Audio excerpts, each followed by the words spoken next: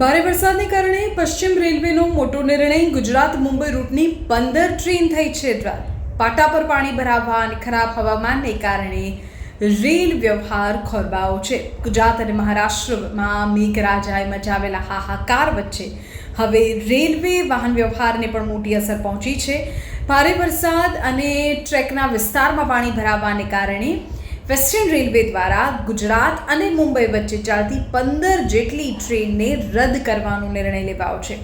અવિરત વરસાદને પગલે રેલવે ટ્રેક પર પાણી ભરાઈ ગયા છે અને એટલે જ સુરક્ષાના કાર્યોને ધ્યાનમાં રાખીને તંત્રએ આ નિર્ણય લીધો છે.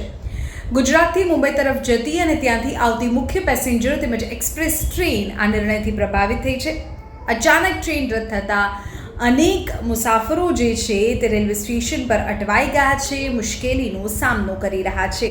તમને એ લિસ્ટ પણ આપું છું કે જ્યાં કઈ ટ્રેન રદ થઈ તેની માહિતી આપને મળે, પણ એ પહેલાં રેલવે પ્રશાસન દ્વારા મુસાફરોને જે વિનંતી કરવામાં આવી છે તેની વાત કરી દઉં. રેલવે પ્રશાસન દ્વારા મુસાફરોને ખાસ અપીલ કરાઈ છે કે ઘરની બહાર નીકળતા પહેલાં અથવા સ્ટેશન પર પહોંચતા પહેલાં પોતાની ટ્રેનનું latest recent current status check કરી લો, સમયપત્રક તપાસી લો. તમારે જે ટ્રેનમાં જવું છે એ ટ્રેન ચાલે તો છે ને પછી બેસી રહેવું પડે એવી સ્થિતિ ન સર્જાય.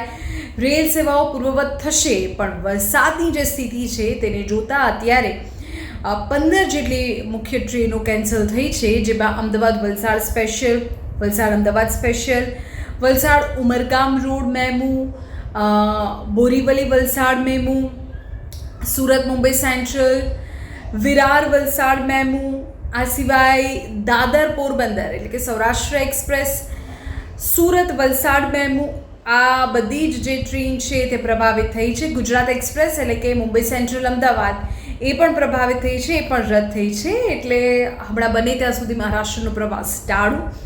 અને જો તમારે મહારાષ્ટ્ર કોઈ કારણસર પ્રવાસ કરવાનો છે તો પહેલાં ચકાસી લો વરસાદની સ્થિતિ શું છે, તમારી ટ્રેન જે ટ્રેનમાં જવું છે એ ટ્રેન તેના નિયત સમય પર છે તો ખરા ને, એક વખત ચેક કરી લો પછી જ આયોજન કરો.